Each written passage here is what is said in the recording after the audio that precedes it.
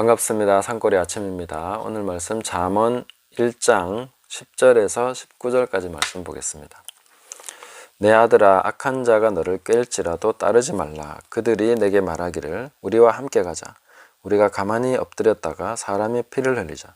죄 없는 자를 까닭없이 숨어 기다리다가 수월같이 그들을 산채로 삼키며 무덤에 내려가는 자들같이 통으로 삼키자. 우리가 온갖 보화를 얻으며 빼앗은 것으로 우리 집을 채우리니 너는 우리와 함께 제비를 뽑고 우리가 함께 전대 하나만 두자 할지라도 내 아들아, 그들과 함께 길에 다니지 말라. 네 발을 금하여 그 길을 밟지 말라. 대저 그 발은 악으로 달려가며 피를 흘리는데 빠름이니라. 새가 보는 데서 그물을 치면 헛일이겠거늘. 그들이 가만히 엎드리면 자기의 피를 흘릴 뿐이요 숨어 기다리면 자기의 생명을 해할 뿐이니 이익을 탐하는 모든 자의 길은 다 이러하여 자기의 생명을 잃게 하느니라. 아멘. 자, 산골의 아침은 에베소서로 계속 나가고 있는데 오늘 특별히 잠언으로 한번 함께 하려고 합니다. 이 잠언 말씀 제가 조금씩 하다가 중단을 했는데 앞으로 조금씩 더 하려고 생각합니다. 산골의 아침에 할 것은 아니고 시간 날 때 짬짬이 그렇게 하도록 하겠습니다. 에베소서는 계속 아침에 나가도록 하겠습니다. 자, 이 말씀을 통해서 짐승의 표, 짐승의 인에 대해서 생각해 보려고 합니다. 우리 대부분은 짐승의 표는 어느 날 앞으로 받게 될 것으로 그렇게 생각을 하고 있습니다. 앞으로 일어날 일들에 대해서는 여러 가지 이야기들이 있기 때문에 참고를 하시면 되겠습니다. 저는 제가 관심을 갖는 것은 현재입니다. 현재 우리가 이 짐승의 표, 짐승의 인과 어떤 관련이 있는가? 제가 보는 관점은 현재 우리는 이 짐승의 표라는 것과 상당히 깊은 관련을 가지고 지금 살아가고 있는 중이다 하는 것을 말씀드리고, 이런 것을 분별해야 짐승의 표를 받지 않고 살아가는 것이다, 정말로 회개하는 것이다 하는 것으로 제가 말씀을 드리려고 하는 것입니다. 이 말씀을 읽어보면 내 아들아, 악한 자가 너를 깰지라도 따르지 말라. 자, 도대체 이 악한 자가 누구냐? 이런 사람이 있단 말이냐? 그들이 말하기를 우리와 함께 가자. 우리가 가만히 엎드렸다가 사람의 피를 흘리자. 죄 없는 자를 까닭없이 숨어 기다리다가 수월같이 그들을 산채로 삼키며 무덤에 내려가는 자들같이 통으로 삼키자. 이렇게 말하는 사람 누가 있습니까? 아무도 없죠. 강도나 이런 얘기 하겠죠. 우리 같이 강도짓 하러 가자. 이럴 때에 이런 식으로 얘기할 수 있는 것이죠. 개인적으로는 이런 제안을 받을 일이 거의 없을 것이다 라고 생각합니다. 근데 그렇게만 보고 넘어가면 이 말씀은 우리하고 아무 상관이 없겠죠. 그러나 이 악한 자라는 것을 한 개인, 어떤 사람들이 아니라 거대한 시스템, 이런 쪽으로 생각을 해봤을 때, 이 세상의 세속의 유혹이라고 생각해 봤을 때 이것은 상당히 성립되는 이야기가 되고 직접적으로 짐승의 인에 대해서 얘기하고 있는 본문이다, 이렇게 얘기할 수 있다는 것입니다. 제가 간단하게 예를 들어서 말씀드리면 조금씩 이해가 될 것이라고 봅니다. 제가 아이들하고 마트에 가서 물건을 사면서 이제 요즘 고추 재배는 안 하기 때문에 이 풋고추를 좀 사려고 하는데 이만큼 하면 1,000몇백 원 이런 식으로 나온다 하니까 애들이 와, 비싸네요 이렇게 얘기하더라고요. 제가 농사 짓는 입장에서 봤을 때 아니야, 이것은 비싼 게 아니다. 농사 짓는 사람에게 이건 굉장히 싼 거다. 더 비싸게 받아야 되는데, 이렇게 얘기하면서 제가 같이 이제 장을 봤는데, 저는 사실 오이 한 개에 한 2,000원씩 해야 된다고 생각합니다. 최소한 그 정도는 해야 농사 짓는 사람들이 어느 정도 살아갈 수 있겠죠. 근데 오이 3개 1,000원 이런 식으로 해버리면 어떻게 농사 지어가지고 저렇게 되겠나, 이런 생각을 하게 됩니다. 우리가 마트에 가서 물건을 살 때 와, 이거 싸다 하고 좋아하면서 살 때에 내가 싸게 사는 것에 대해서 어떤 사람은 대가를 지불했다는 것이죠. 그것을 내가 빼앗은 것이나 마찬가지가 되는 것입니다. 나 직접적으로 한 것은 아닙니다. 그러나 그 구조 속에서, 유통 구조 속에서 나는 착취하는 그런 것에 동참한 결과가 되는 것이죠. 농촌에서도 심심찮게 극단적인 선택을 한 이야기들이 나옵니다. 정말 빚을 내고 시설을 해서 제대로 한번 농사 지어서 돈 벌어보자 하고 투자를 했는데 그 해에 가격이 폭락했다든지 2년 연속 폭락이라든지 이래버리면 버티지를 못합니다. 그래서 그런 이야기들이 종종 들리는데, 제가 살고 있는 이 합천에서도 작년에, 이제 작년이 됐네요. 작년에 직접 들은 게 2건입니다. 근데 그 듣지 못한 이야기들은 더 많겠죠. 몇 배나 더 많을 것이라고 생각합니다. 시골에서 그런 일이 있냐 생각할 수 있지만 의외로 많다고 하더라고요. 농사 짓다가 실패를 해서 그렇게 되는 경우들. 자, 그러면 그들의 핏값은 누가 받게 되는 것입니까? 그 시스템 속에서 그 유통업자들은 막 값싸게 확 사들이죠. 그래가지고 마트에도 자기들은 이익을 남기겠죠. 또 소비자들은 조금이라도 싼 거 좋아하니까 어떻게 해서든 그런 식으로 싸게 후려서 그렇게 공급을 하려고 하는 것입니다. 자, 그럴 때에 우리가 알뜰하게 소비한다 라고 생각하면서 굉장히 지혜롭다고 생각한 그런 행위들이 실제로는 많은 사람들의 그런 땀과 피를 착취한 그런 결과일 수 있다. 간접적으로 내가 거기에 동참하고 그것을 지지하는 행위를 한 것이다. 이렇게 생각해 볼 수 있다는 것입니다. 굉장히 지나치게 극단적이다 라고 생각할 수 있지만 좀 더 들어보시면 그렇지 않다고 볼 수 있습니다. 자, 우리가 중국산 물건들 싸다고 막 이렇게 구입을 하고 또 쓰게 됩니다. 그러면 중국에서는 어떤 일이 있었을까요? 그 물건이 싸게 내 손에 들어오기까지 중국에서는 거의 노예 노동이라고 얘기합니다. 제대로 된 임금을 받지 못하고 열악한 환경 속에서 건강이 나빠지는, 그리고 막 좋지 않은 공기를 마시면서 그런 식으로 해서 제대로 돈도 받지 못하고 건강을 해쳐가면서 그렇게 노예 노동을 한 대가로 내가 싼 물건을 가질 수 있는 것이죠. 그래서 이런 소비 구조 속에서 내가 알뜰하게 지혜롭게 소비하는 그런 모든 행위들 자체가 이미 그런 착취에 동참하게 되는 것이죠. 자, 우리가 온갖 보화를 얻으며 빼앗은 것으로 우리 집을 채우리니 너는 우리와 함께 제비를 뽑고 이 몫을 나누고 우리가 함께 전대 하나만 두자 할지라도. 야, 이익을 같이 취하는 거지. 소비자들에게 우리는 이익을 주려고 합니다. 소비자들에게 값싼 물건을 공급하려고 합니다. 그렇게 하면서 밑에는 다 착취하는 구조를 가지고 있죠.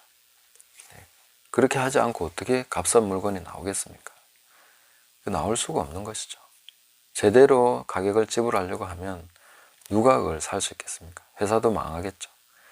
그러면 이 사회 전체를 지탱하고 있는 그런 구조 자체가 바로 내 아들아, 악한 자가 너를 깰지라도 따르지 마라 하는 그 구조가 되어 있다는 것이죠. 내가 커피 한 잔을 마실 때에 콜롬비아의 누구는, 또 저 커피 재배하는 브라질의 누구는 눈물을 흘리고 있다는 것이죠. 그런 식으로 구조가 되어 있습니다.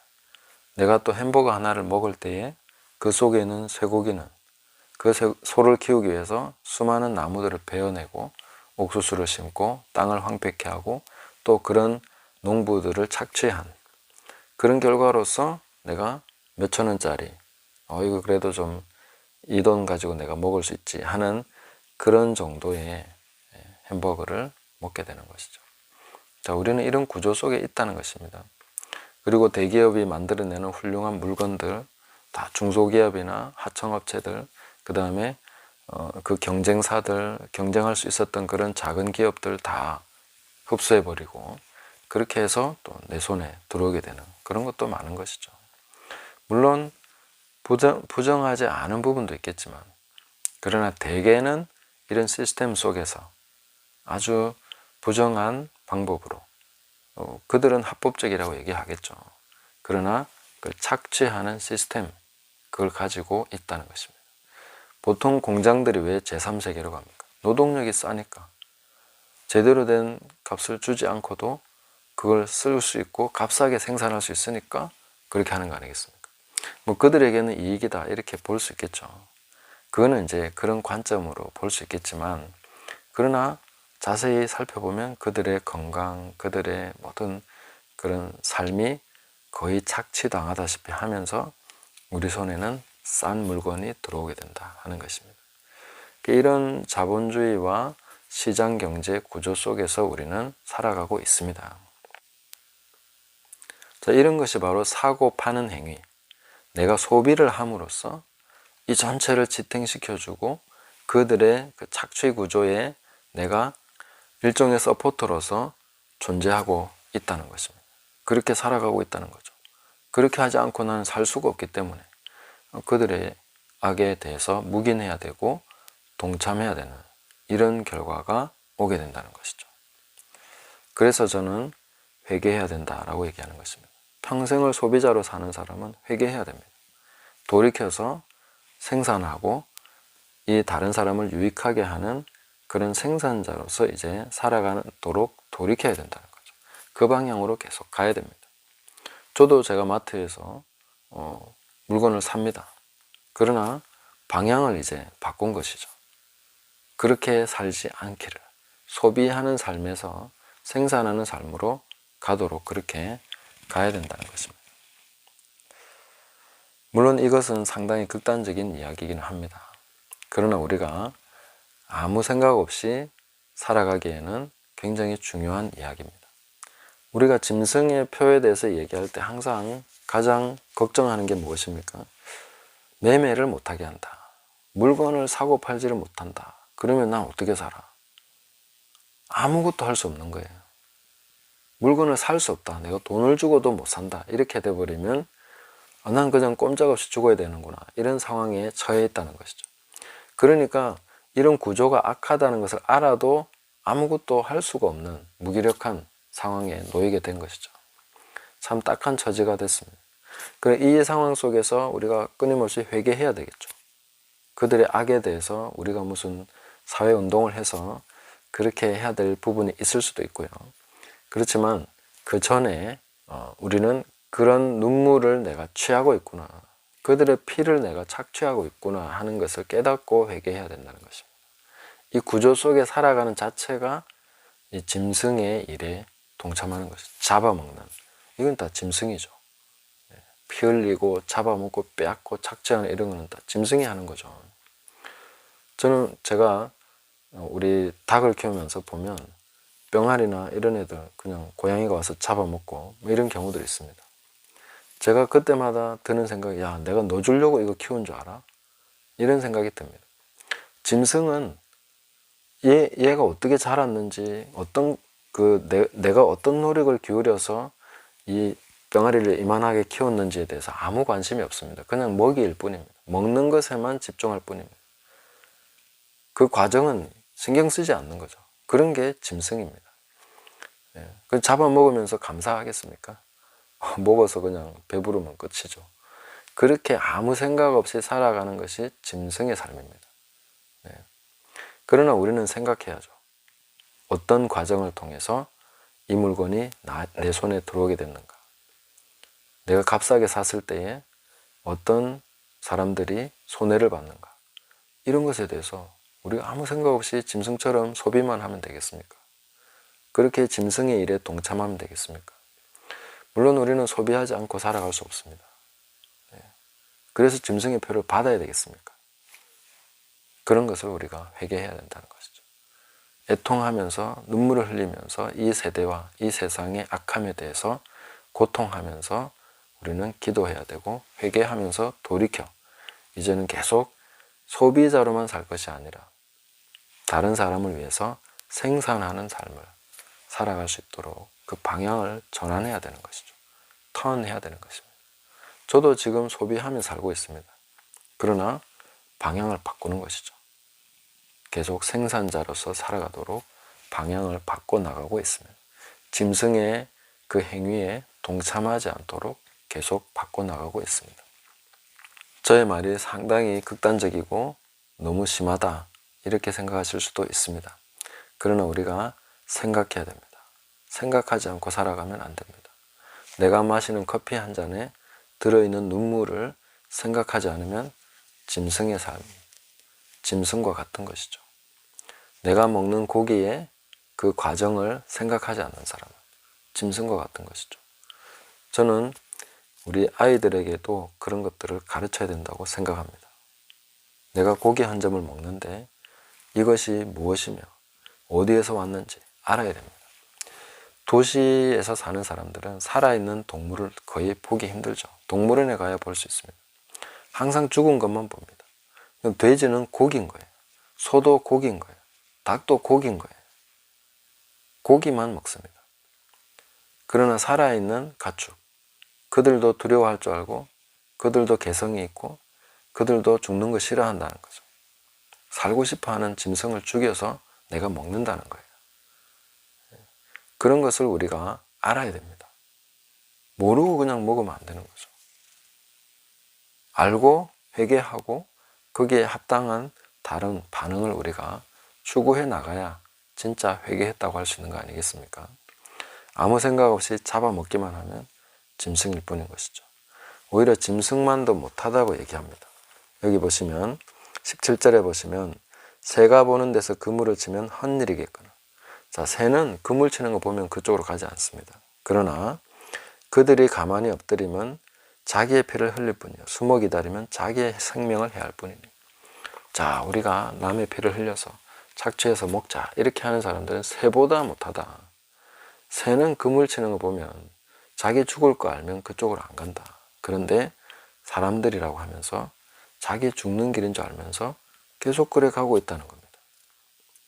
남의 피를 흘리고 착취를 하고 빼앗아서 자기 집을 채우려고 하는 이런 것이 자기 생명을 해하는 것이라는 것을 깨닫지 못하는, 짐승보다 못한, 새보다 못한, 흔히 우리가 머리 나쁜 사람은 새 땡땡이라고 하는데 그보다 더 못한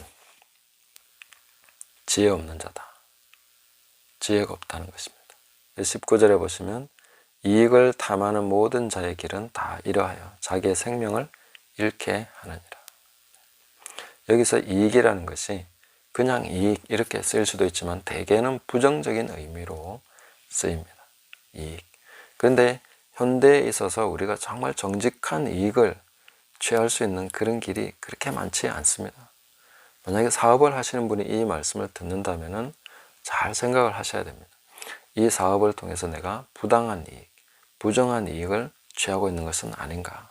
이 구조 속에서 내가 직접 하지 않더라도 내가 이것을 운영하고 있음으로 해서 내가 그 구조의 지지대가 되어주고 동참자가 되어 있고 그걸 서포트 해주고 있다는 것을 깨닫는다면 이 사업에 대해서 하나님 앞에 묻고 결단을 해야 될 때가 오겠죠.